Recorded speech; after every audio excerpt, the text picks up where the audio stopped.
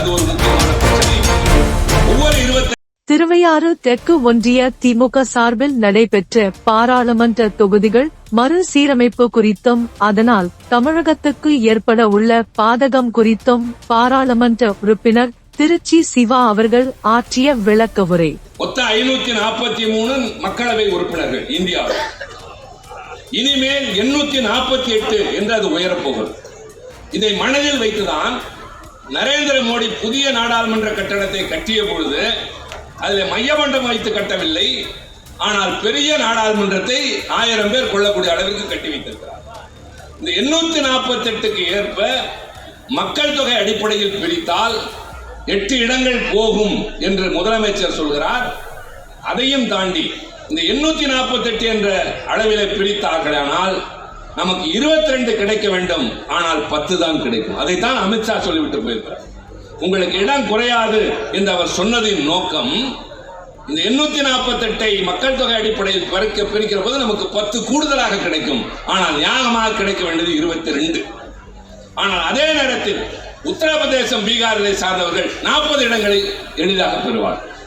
நாடாளுமன்றத்தில் ஒரு சட்டம் கொண்டு வருகிறார்கள் என்றால் பெரும்பான்மை என்பது நாட்டிலே ஜனநாயகத்திலே தீர்ப்பு. 10 பேர் இருக்கிற போது 6 பேர் எதை சொல்கிறார்களோ அதுதான் தீர்ப்பு.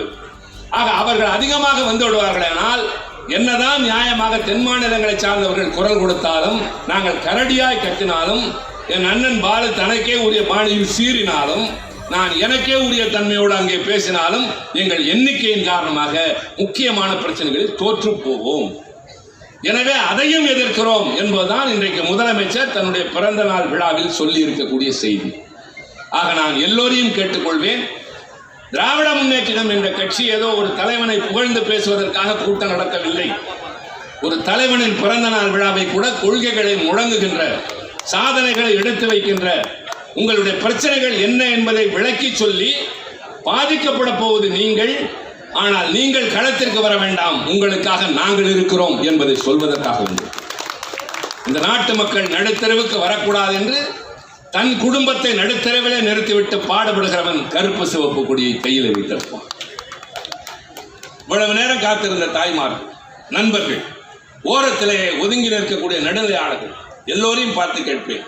சற்றேறக்குறைய 1 மணி நேரத்தை நெருங்குகிறது நான் பேசத் தொடங்கி. இவ்வளவு நேரம் பேசினேனே, நான் யாரையாவது இங்கே தரக்குறைவாக பேசினேனா?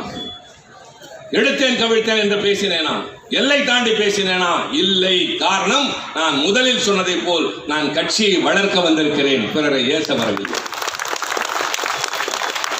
இதை கேட்கிற மக்கள் வீடு திரும்பி யோசிக்க வேண்டும்.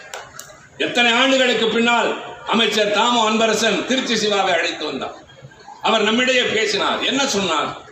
அவர் ஒழிக இவர் ஒழிக என்றாரா? இவர் வீழ வேண்டும் என்றாரா? வார்த்தைகளை தடித்தனமாக பயன்படுத்தினாரா? இல்லை, நாட்டு நடப்பை சொன்னார். என்ன நன்மை செய்திருக்கிறோம் என்று சொன்னார். ஒன்றிய அரசு எப்படி வஞ்சிக்கிறது, எப்படி போராடுகிறோம் என்று சொன்னார் என்பதை நீங்கள் உணர்ந்தால் பொறுப்புகளையும் கவலைகளையும் எங்களிடம் ஒப்படைத்து